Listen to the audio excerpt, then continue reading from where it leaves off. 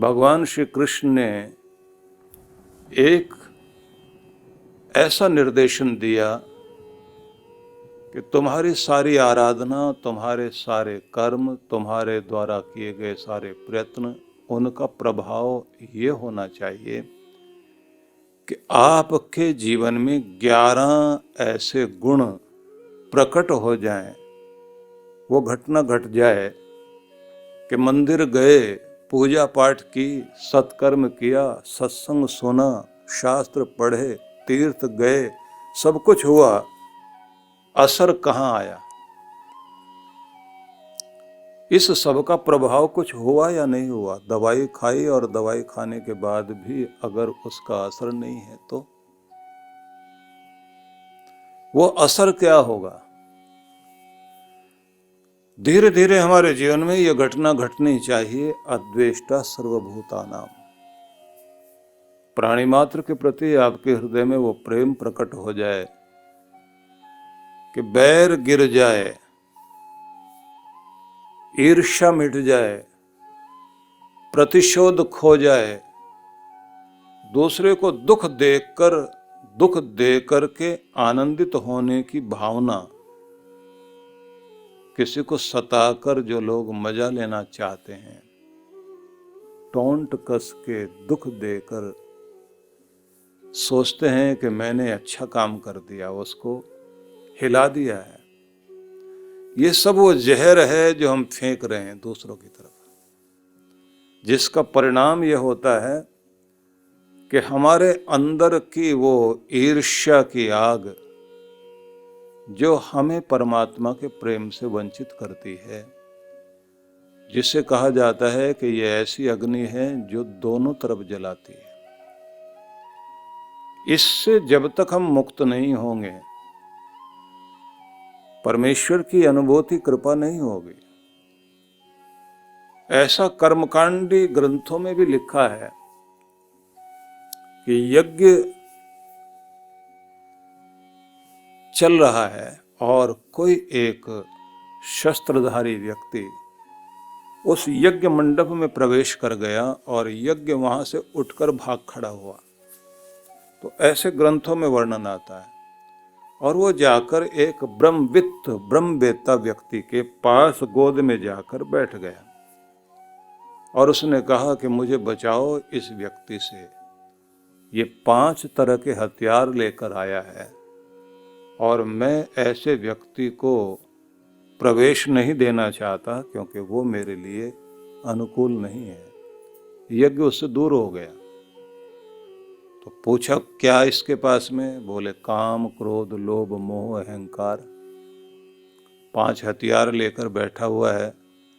तो ये मेरा भी उपयोग कर लेना चाहता है, एक धर्म कर्म को, एक अच्छी पुण्य वाली चीज को भी बदला लेने में लगाना चाहता है। मुझसे ऊर्जा पाना चाहता है, दूसरों को घटाना चाहता है। मुझसे ऊर्जा पाकर समृद्धि पाना चाहता है, लेकिन इसलिए कि मेरी समृद्धि बढ़ जाए और दूसरे दुखी हों। ये चाहता है कि मेरा परिवार खुशहाल हो जाए, तो इसको ऊर्जा चाहिए, लेकिन दूसरे इसके आस पड़ोस के लोग हैं, उनको ये चढ़ाए, जलाए, दुखी करे, परेशान करे, तो ये मेरी ऊर्जा लेने आया, लेकिन इसके लिए मैं प्रयोग नहीं होना चाहता, मैं इसके इस्तेमाल में नहीं आना चाहता, मुझे इससे बचाइए। ऐसे ही वर्णन आता है विद्या के लिए।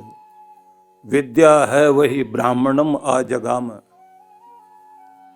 एक पूरा श्लोक मिलता है जिसमें यही बात है कि विद्या गई और जाकर के ब्रह्मवित्त के पास में बोली कि मेरी रक्षा करो, मैं आपकी शरण में हूं। इस निंदक, इस आलोचक, आस्था से परे व्यक्ति से मैं बचना चाहती हूं। ऐसे व्यक्ति को मत देना। तो इसलिए भगवान श्री कृष्ण भी ये कह रहे हैं कि भक्ति के लिए आवश्यक है कि तुम्हारी चित्त भूमि क्या होनी चाहिए। तो आइए भगवान के शब्दों पर विचार करें।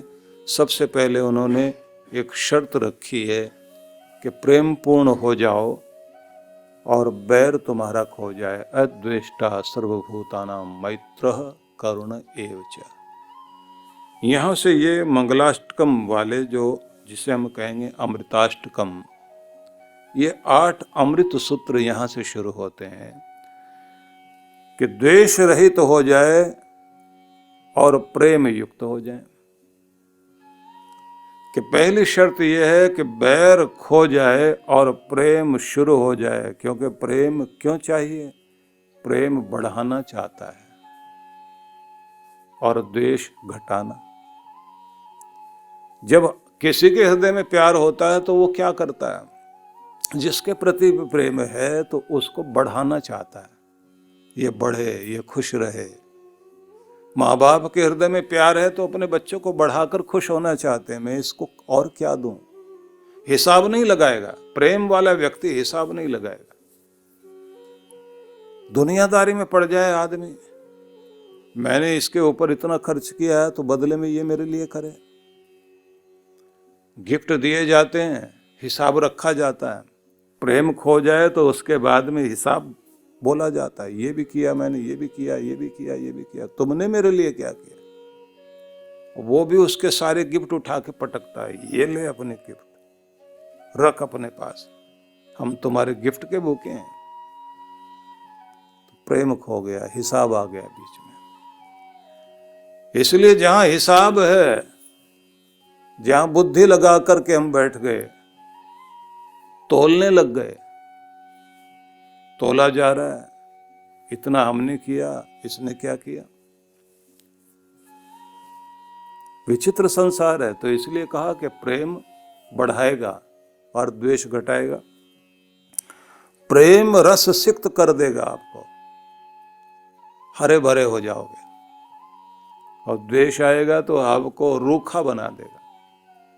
बैर वाला आदमी जब भी बोलता है, इतना रूखा बोलता, काटने को दौड़ता है। बैर वाला हर बात में काटने को दौड़ेगा। उसके वचन, उसके व्यवहार, उसकी हर चीज में जैसे कोई काटने वाला जानवर होता है ना, उसके पास जाओ तो वहीं से गुर्राना शुरू कर देगा, दूर रहना। जहां बैर है तो वो ध्यान रखना कि जलेगा भी, जलाएगा भी।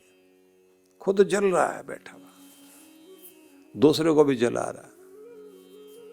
और जिस व्यक्ति में प्रेम है, शांत है और शांति फैला रहा है। कृष्ण भगवान इसलिए कहते थे, ये ध्यान रखो कि मेरी तरफ आने का मार्ग यही है, तुम प्रेम के मार्ग से होकर के आओ। इसलिए नारद ऋषि ने जो केंद्र से परिधि की ओर हर दिन यात्रा करते रहते हैं, नारायण भगवान से, भगवान के चरणों से संसार की तरफ हर दिन जाते हैं और संसार में घूम फिर करके फिर भगवान के पास आते हैं। तो जो केंद्र से परिधि और परिधि से केंद्र की ओर दौड़ रहे हैं, तो वही जानते हैं कि प्रभु को प्यारा क्या है, क्या पसंद है। तो जब उनसे पूछा गया, बताइए भक्ति क्या है, तो क्या बोलते हैं? सातु अस्मिन परम प्रेम रूपा। वो तो परम प्रेम है, परमात्मा के प्रति अतिशय प्रेम, प्रेम की जो पराकाष्ठा हो सकती है वही है भक्ति। अनंत प्रेम, अतिशय प्रेम। और वो प्रेम कैसा? बोले जिसको तुम जानते हो, जिसको लेकर के तुम पले बढ़े, माँ का हुआ प्यार, जिसके आधार पर तुम्हारी सांसें चली। जन्म लेने के साथ ही जिस माँ ने तुम्हें खिलाया, पिलाया, सुलाया, जगाया, बीमारी से बचाया, सर्दी गर्मी से बचाया, जो हर जगह बचाकर तुम्हें एक ही चीज देती है, प्यार, केवल प्यार, केवल प्यार। उसी से तुम पले हो, उसी से बढ़कर के तुम आज यहां तक पहुंचे और तुम उसी को खोज रहे हो। सब रिश्तों में उसी प्रेम को खोज रहे हो। वही प्रेम है जो दूर खड़ा हुआ पिता देखता है, खुश है। हाथ लगाते समय भी बहुत ध्यान रखता है कि छोटा सा बच्चा है, इसको उठाऊं कैसे, मेरे कठोर हाथ, और ये इतना कोमल।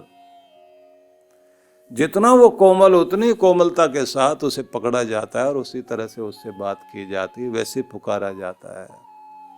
और बच्चे की तरफ केवल मुस्कुराहट भेजते हैं माता पिता।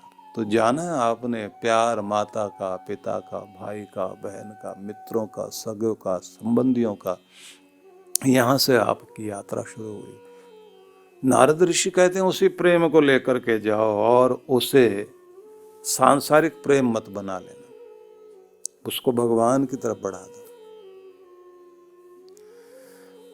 और फिर इतना कि परमात्मा के दिए को जो भी प्राप्त है बस वो पर्याप्त है, ये भावना मन में लेकर के परमात्मा को धन्यवाद करता हुआ व्यक्ति उसके प्रति अनंत प्रेम से युक्त हो जाए तो कहते हैं यहां से भक्ति शुरू होगी।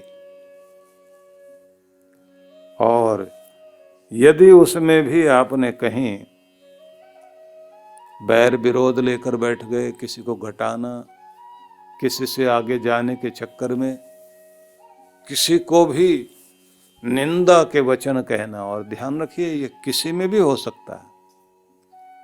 वशिष्ठ ब्रह्म ऋषि हैं तो राजर्षि विश्वामित्र क्योंकि राजा थे, तप बहुत किया, लेकिन मन में तपस्या करने के बाद भी वो बैर विरोध जाग गया कि बस एक ही है जो मुझे, अगर वह बोल देगा कि ये ब्रह्मर्षि हो गए हैं, लेकिन बोलेगा नहीं क्योंकि मेरे से बैर रखता है। तो वशिष्ठ के विषय में ये सोच करके कि वशिष्ठ जो है मेरे प्रति शायद बैर रखते हैं, इसलिए मुझे जब तक ये हैं तब तक इस ऊंचे सिंहासन तक नहीं पहुंचने देंगे कि दुनिया मुझे जाने, इतनी बड़ी तपस्या की। और वर्णन तो ऐसा आता है कि विश्वामित्र ने एक स्वर्ग बना दिया था अपना ही, अपने तप के बल पर। और उसी से कहते हैं ना कि उन्होंने स्वर्ग भेज दिया जिसको भेजा और वो ऊपर जा नहीं पाया, बीच में लटक गया, तो त्रिशंकु की बात कही जाती है ना। इतनी बड़ी तपस्या करने वाले व्यक्ति को ये लगता है कि मुझे सम्मान मिलना चाहिए सारे ऋषियों की तरफ से, क्योंकि कुछ भी हम करते हैं तो मान सम्मान चाहते हैं। और आखिर में ये हुआ कि विश्वामित्र के मन में आ गया जब तक ये व्यक्ति है तब तक तो ब्रह्मर्षि की उपाधि मुझे नहीं मिलेगी, तो इनको हटाओ रास्ते से। मारने चल पड़े, तो बैर यही तो कराएगा, हिंसा की तरफ लेकर जाएगा। ईर्ष्या और बैर जैसे बढ़ने लग जाता है, हिंसा की तरफ लेकर जाता है। और बैठ गए उसी पेड़ पर जिसके नीचे बैठकर संध्या वेला में अपने शिष्यों को पढ़ाते थे वशिष्ठ ऋषि। और वो उस समय संध्या वेला के समय में साधना के सूत्र देने के लिए चले आ रहे हैं, और इधर फरसा लेकर, कुल्हाड़ा जो होता है ना, कुल्हाड़े से भी तीखा फरसा जो एक वार में ही छोटे मोटे वृक्ष को काट दे, ऐसा भारी फरसा लेकर बैठे, एक वार में बस गर्दन उड़ा दूं। और वहीं बैठे बैठे जैसे उन्होंने वशिष्ठ ऋषि को देखा कि वो बैठे हैं और अपने शिष्यों को पढ़ा रहे हैं, और इतनी देर में पूर्णिमा का चांद चमकने लगा, और जैसे चांद को चमकते हुए देखा तो सब विद्यार्थियों का ध्यान उधर गया और सबने कहा आज पूर्णिमा है, बेदाग हो गया है आज चंद्र। और उसकी छवि कितनी सुंदर है इस समय, सब लोग आनंदित हैं। और सब ने कहा कि हम इनका ध्यान करें, इनकी कलाएं हमारे जीवन में आ जाएं, हम भी कलापूर्ण हो जाएं।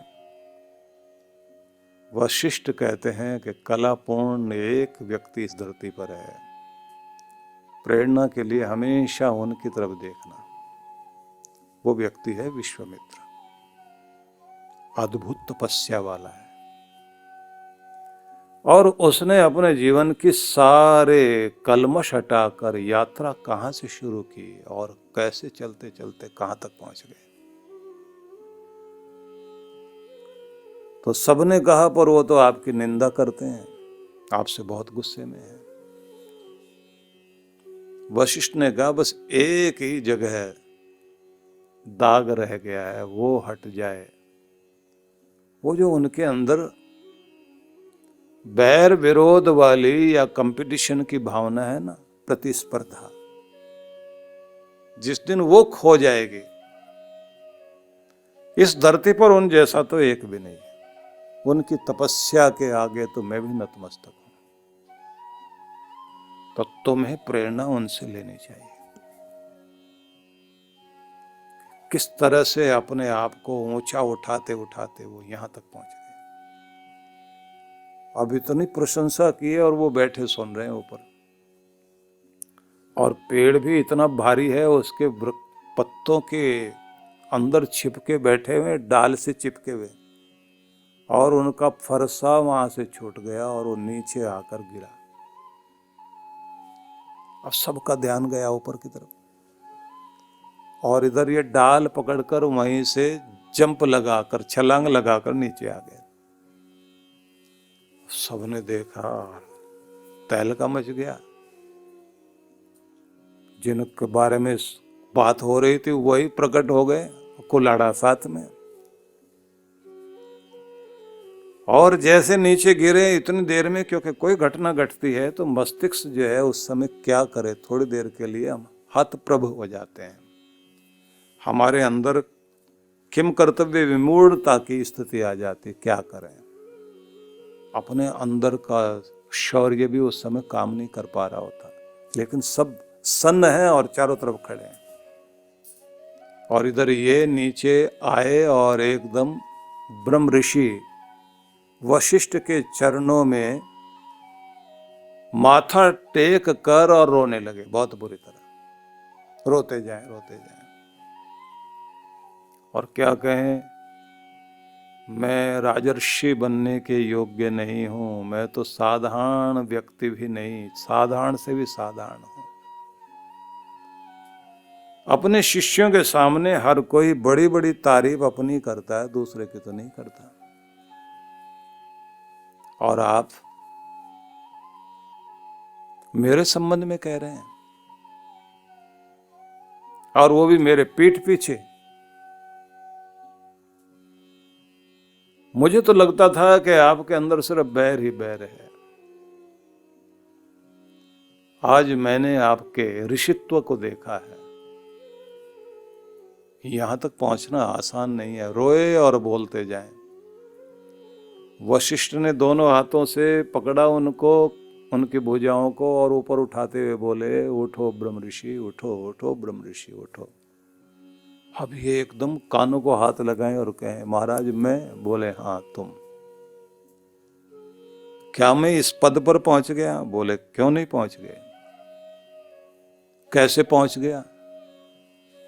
बोले, जो तुम्हारे मन में पाप था वो आंसुओं से गलकर नीचे गिर गया, और यही द्वार था जो आपको आगे नहीं जाने दे रहा था, यही आपको रोके हुए था। अब आपकी एंट्री हो गई है, प्रवेश हो गया भगवान के दर पर। अब कृपाएं बरसेंगी आपके ऊपर। और कहते हैं वहीं से वो हिमालय की यात्रा पर निकल गए और गुफा में बैठकर साधना में तल्लीन है, और ये सोचते हुए कि व्यक्ति के अंदर माया का प्रभाव, ये जो 3 गुण व्यक्ति के अंदर होते हैं, सत्व रज तम, हम कितना भी अपने को कहें हम सात्विक हैं, लेकिन न जाने कौन सा तामसिक राजसिक गुण होता है, वो हमसे क्या क्या करा रहा होता है।